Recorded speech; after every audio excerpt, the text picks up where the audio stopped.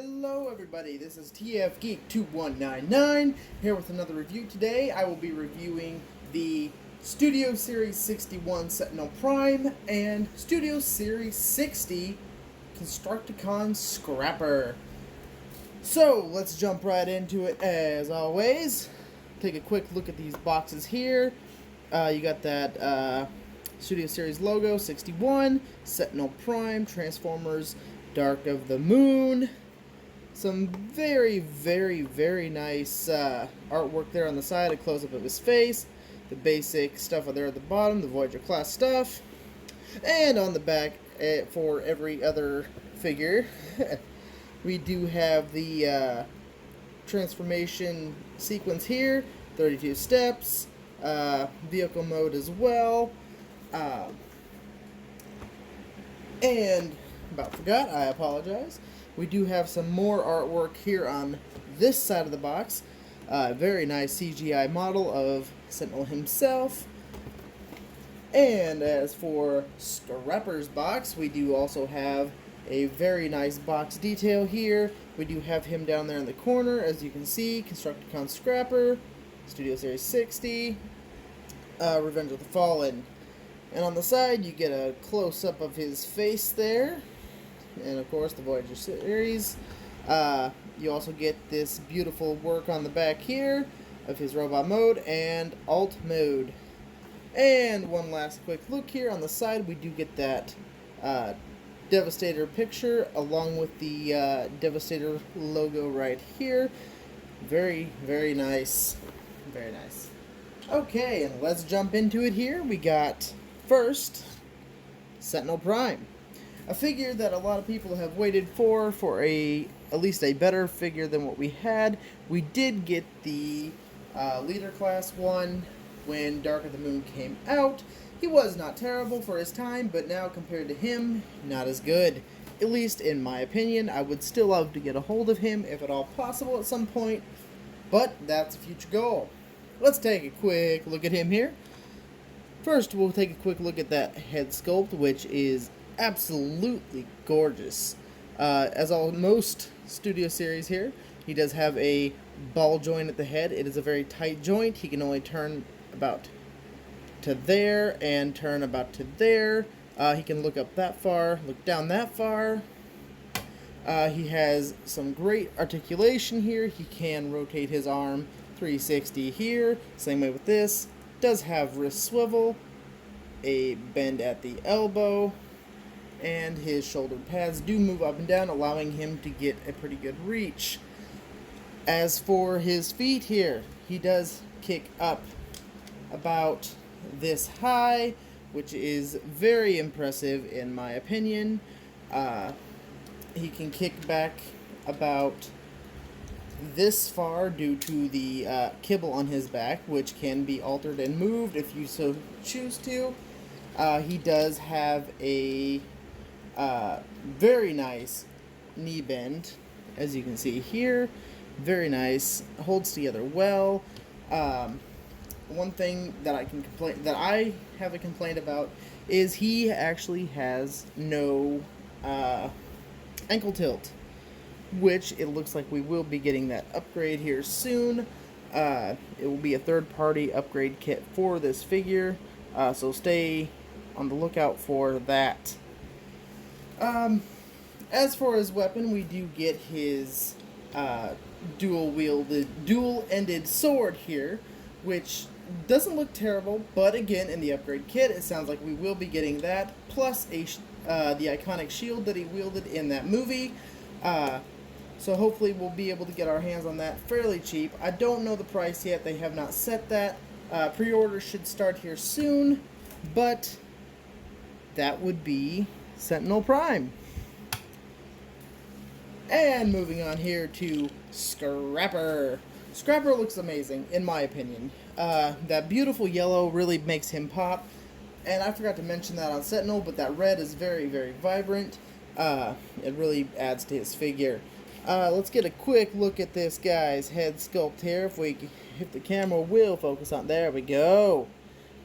It is a very strange head sculpt. It's not a traditional bay looking one that we have gotten for Studio Series at least, but it is still very nice.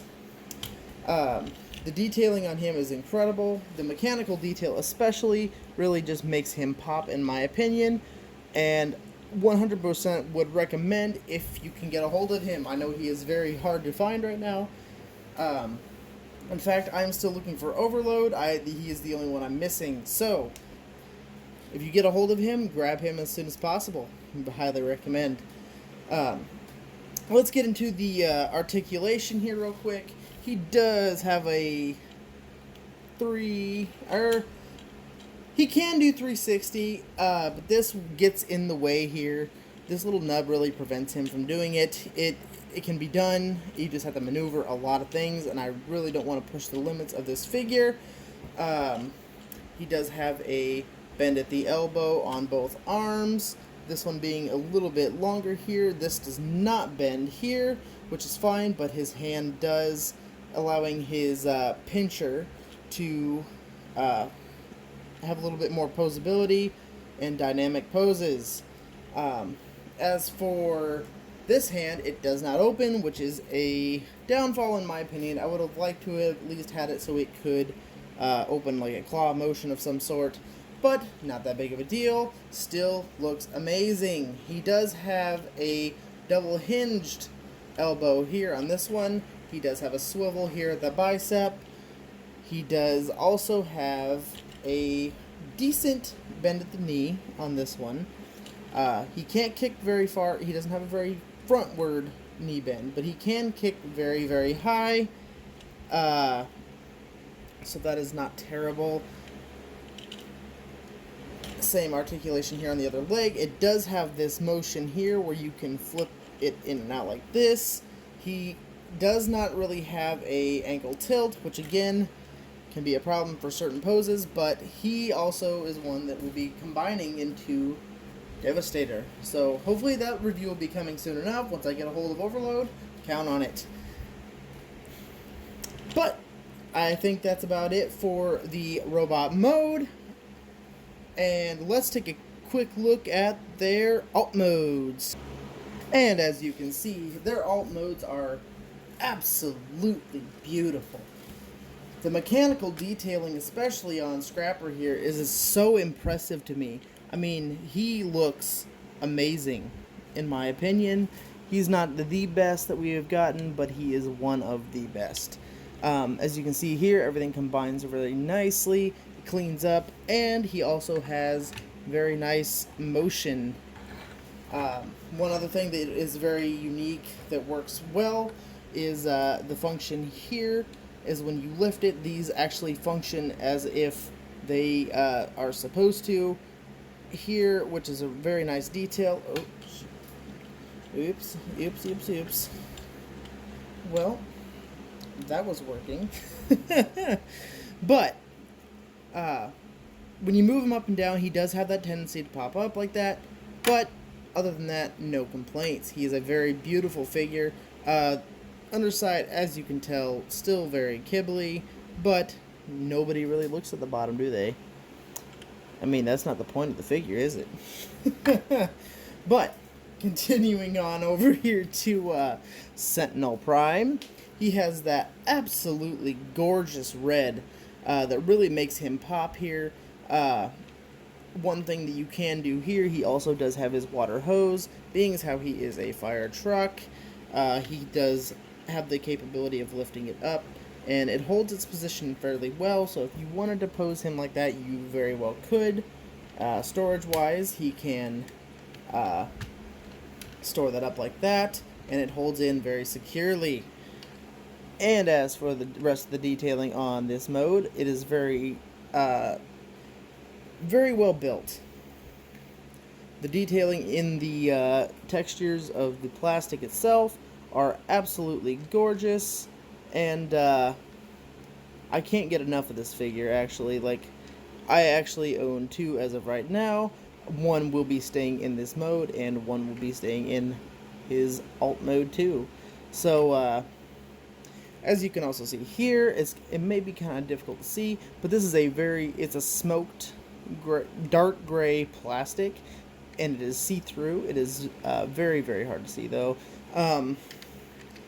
His sword does collapse and actually become this portion of the truck here, so it does have weapon storage for that aspect of it, and he is just all around just a beautiful vehicle mode. He does have a tendency to fall apart here in the back. He doesn't always like to stay connected there very well. The pegs are just very, very fidgety, so I apologize for that, but that is something that if you want to nitpick it, you can, but at the same time, there's really no need. As for the rest of the vehicle on him, absolutely gorgeous. He does have the capability of rolling on all the wheels. It's just very difficult to get this piece to stay lined up when this is disjointed like that. So, all in all, these figures I would both give at least a 9 out of 10, due to them just being an absolutely gorgeous figure. And their alt modes are equally as beautiful and deserve the attention that other figures do not sometimes. I'm not saying other figures are bad, but these definitely take the cake in my opinion. For this wave, I will be doing some more reviews coming up here soon, though, on that wave. So, if you enjoyed it, drop a like, and if you didn't, I apologize. Let me know in the comments how to fix things if you don't like it. Also, drop a comment even if you did like it. I appreciate it. And if you really, really liked it, just, there's a little subscribe button there. I'd appreciate that too. So, I think that's it for today, and I will see you on the next one.